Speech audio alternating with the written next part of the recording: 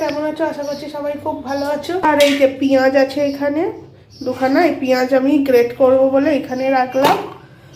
Great হবে, এটা tomato নেই।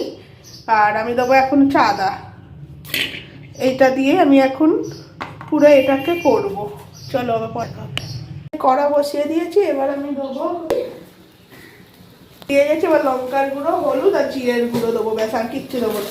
প্রথমে আমি দিচ্ছি জিরের গুঁড়ো, এই যে জিরের গুঁড়ো। তারপর দিচ্ছি আমি লঙ্কার গুঁড়ো, যেটা চিল্লিটা, চিল্লি পাউডার। এটা কালার না, এটাতে ঝালের চা। তারপর আমি দেবো হচ্ছে হলুদ গুঁড়ো। হলুদ গুঁড়ো এখনো দেওয়া হয়নি, এই যে হলুদ গুঁড়ো দিয়ে এবার আমি দেবো হচ্ছে কড়াই তেল।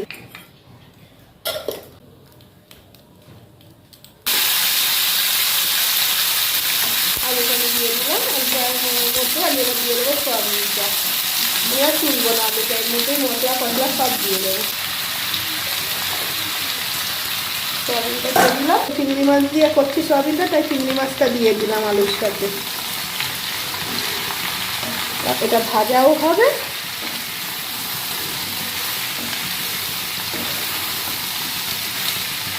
চিন্তা নেই। এই যে সব মশলাটা আমি দিয়ে দিলাম, আমি এবার পরে জল দিয়ে ধুয়ে দিচ্ছি। দাঁড়া, এটাকে আগে একটু মিশিয়ে নিই।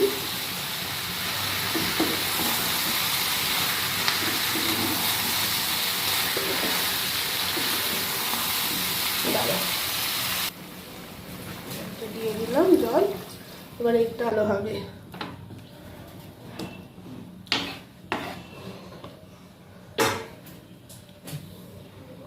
জলটা এবার মরে মরে এসেছে, দেখো, দেখেছো? এই দেখো জলটা পুরো শুকিয়ে যাবে, আমি এটাকে নামিয়ে দেবো একটু ঘি দিয়ে। ওপর দিয়ে ঘি আর দেবো না, চিংড়ি মাছ দিয়েছি, এটা শুকিয়ে গেলেই নামিয়ে দেবো। তরকারিটা প্রায় হয়েই গেছে, দেখেছো? দেখো হয়ে গেছে। আমি এটাকে এবার বন্ধ করে দিলাম রেখে, এই যে চাপা দিয়ে রাখলাম, দেখে আমি বন্ধ করে দিলাম। বাই, আবার অন্য কোনো ব্লগে দেখা হবে।